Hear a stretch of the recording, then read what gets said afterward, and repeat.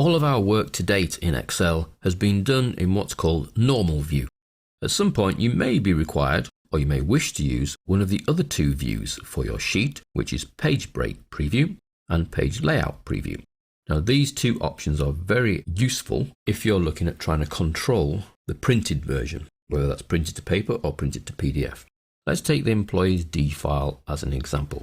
If we go to Print Preview, this wants to use 12 pieces of paper, and we've seen how we can try and make some control of that by adjusting the margins, using the little scale to fit. If we change the view instead by going to the View ribbon and changing into the Page Break Preview, you'll see that we have a dotted line between each page. So I've got page 1 there, page 2 below, page 3 below that. Then we go 5, 6, 7. Now the idea behind Page Break Preview is that you can manually adjust where the pages are breaking. That's what these dotted lines are for. So if I were to take this Page Break Preview line here and drag that right to the right hand side, you'll find that it adjusts the print now, and we are reduced to 6 pages. Now the split is not very even for my mind, and you can see that better in Print Preview, that there seems to be more on these left hand pages than there is on the right hand pages. But that's fine, because we can adjust that internal gap, this line here, we can grab that and drag it across so it's sort of more equidistant. So that way we're putting columns A to K on the first 3 pages, and then the columns L to T on the right hand columns. Now notice that that end column is not actually being used, so we could save even more space by actually dragging in the edge of the printing. And you can see then column T is not now included in our print area. We can adjust the horizontal page break as well. That's breaking here, and it's only putting about 7 or 8 lines on the next page. Well, I don't need that bottom one because there's no data in it. And then the 2 joins in between, I could take that dotted line and drag it to the bottom. And I've now forced the input to fit onto 4 pages.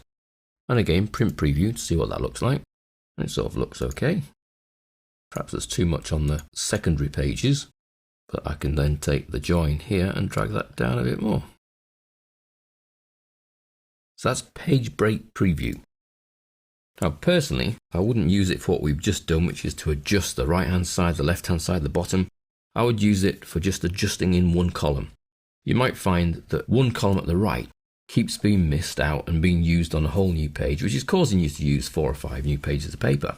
You can come into Page Break Preview and effectively drag that right hand side in a little bit. So you take your mouse to them and drag, and that then forces column L to be on this left hand set of pages instead of the right hand set of pages. And the same with the horizontal split there. That row is then moved onto that page, and that row is moved onto that page. You can still work on this view, so you can still go into the cells and make changes and add formulas, etc. But personally, once you've used it to do what you wanted it to do, which is to adjust the page breaks, I would go back to normal and then work in normal. The other view, which is quite useful, is the Page Layout view. So again, this is on the View ribbon as well, Page Layout, and you'll see here we can actually see the headers and the footers. So we can see the header at the top and the footer at the bottom, and we can actually not just see them, but edit them. Once you're into one of the boxes, you'll see you get a context-sensitive ribbon, Header and Footer Tools, Design. Here are the same options that you get that you saw when we went through the dialog box to do the header and the footer. We can insert the number of pages, the date, the time, the file path, etc.